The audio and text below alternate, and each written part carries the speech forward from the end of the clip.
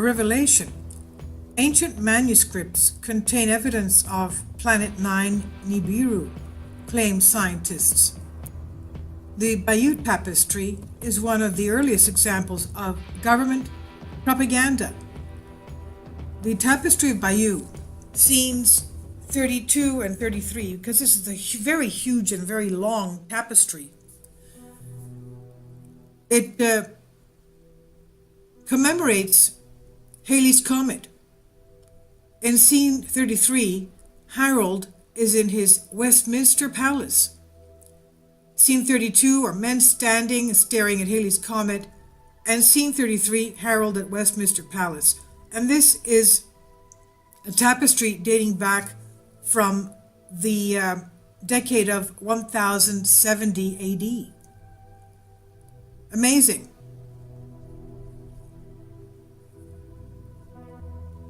Now, of course, this was decades earlier, before the printing press. The Johann Gutenberg, who invented movable type and the printing press.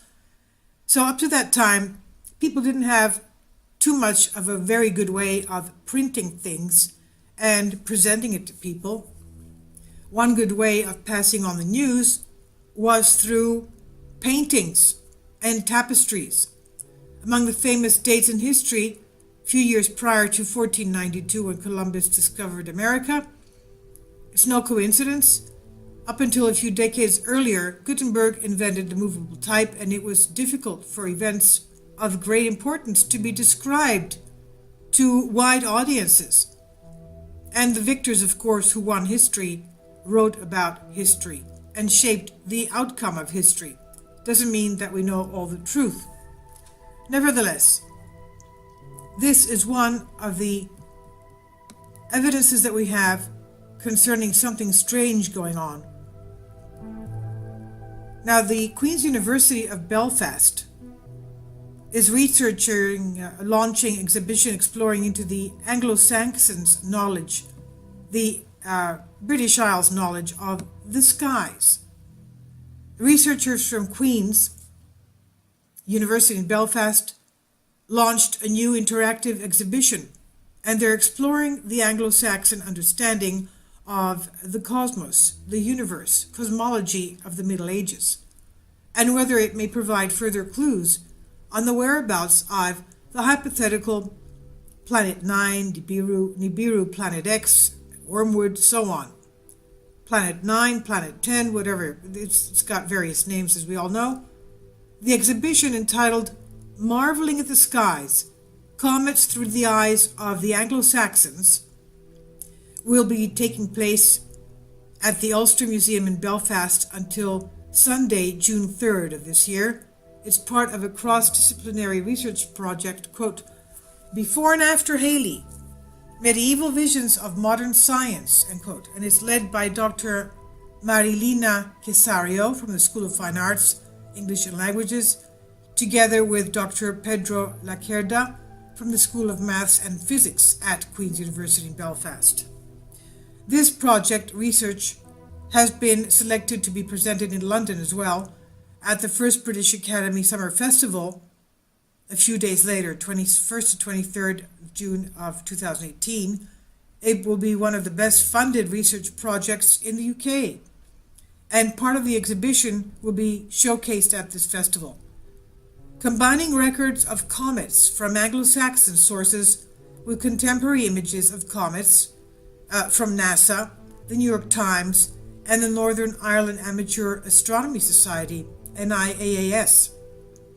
The exhibition takes visitors on a cosmic journey from the earliest contemporary description of a comet in England, which existed from the evidence that they have from the year 891 AD, under the period of Alfred the Great, to the sighting of a hazy green-hued comet Lovejoy in 2013. So it will be a research showing all this. So it'll be about 1,300 years worth of sightings. They're speaking ahead of the exhibition, which will be launched, about the research project. Dr. Cesario said, this research project renegotiates the meaning and importance of medieval science and demonstrates how medieval records of comets can help test the theory of the existence of the elusive Planet 9. Planet 10, Nibiru, Wormwood, all these names. Looking at records of comets in Old English and Latin, Old Irish, and even Russian texts, they say we aim to show that the early medieval people actually recorded genuine astronomical observations, reflecting their interest in cosmology and understanding of the heavens. The idea for this study came about from the strong desire to challenge the common assumption and perceived lack of scientific inquiry in the early Middle Ages, or commonly referred to as the Dark Ages. This was the spark that ignited the intellectual collaboration between a medievalist and an astronomer, end quote. So this is a research on this groundbreaking project will be relied on up-to-date scientific tools to demonstrate the importance of astronomy and scientific thought in early medieval Europe and its reality in the history of science. Dr. Cesario continued by saying, by combining historical and scientific approaches, working in collaboration with my colleague Dr. Pedro Lacerda, an astrophysicist and expert on comets in the solar system at Queen's, this novel study crosses traditional disciplinary boundaries and extends research into new creative and exciting directions. Dr. Lacerda commented after this, "It is fantastic to be able to use data which is about 1,000 years old to investigate a current theory. To me, this is one of the most fascinating aspects of our project. Any strong indication that a Planet 9 is required to fit the comet sightings recorded in the Middle Ages will be a unique result and will certainly have a remarkable impact on our understanding of the solar system," end quote. Dr. Cesario was one of 6 researchers from across the UK to win and receive the Apex Award. He was funded by the Leverhulme Trust and the UK's leading academics, including the British Academy, the Royal Society of Engineering for cross-disciplinary research excellence. And as we said, this exhibition will run from Sunday, June 3rd. Admission is free, so whoever is in London, you can go. I'll leave a link below for you for this on Queen's University, Belfast. Now, just in case we don't know that much about the Bayeux Tapestry, this is it. It's 70 meters. That's over 200 feet in length. And I'll leave a link below so that you can see it on the link, that you can run along and see the details of this thing. It was embroidered cloth, nearly 70 meters, that's 230 feet long and 20 inches tall. It depicts the events leading up to the Norman conquest of England concerning William, Duke of Normandy, and Harold, Earl of Wessex, later the King of England, and culminating in the Battle of Hastings. It's thought to be dated, as we said, 1170 AD, the early 11th century, 1070 AD, early 11th century, within a few years after the battle, and it tells a story from the point of view of the conquering Romans, the victors, that is. And according to the Sylvette Lemagnan, conservator of the tapestry, in her book, the Bayeux Tapestry is one of the supreme achievements of the Norman Romanesque.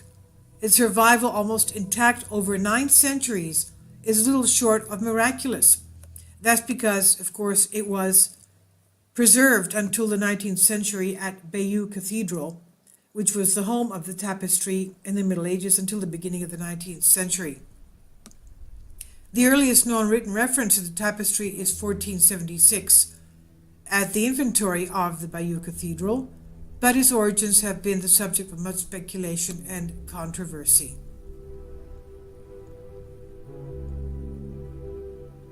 Now, there, as we said, the events depicted in the tapestry. As we said, the star with a streaming tail, thought to be Halley's Comet, then appears. At this point, the lower border of the tapestry shows a fleet of ghost-like ships, thus hinting at a future invasion. The news of Harold's coronation taken to Normandy, whereupon we're told that William is ordering a fleet of ships to be built, although it is Bishop Odo shown issuing the instructions. So I'll leave a link below for you for this.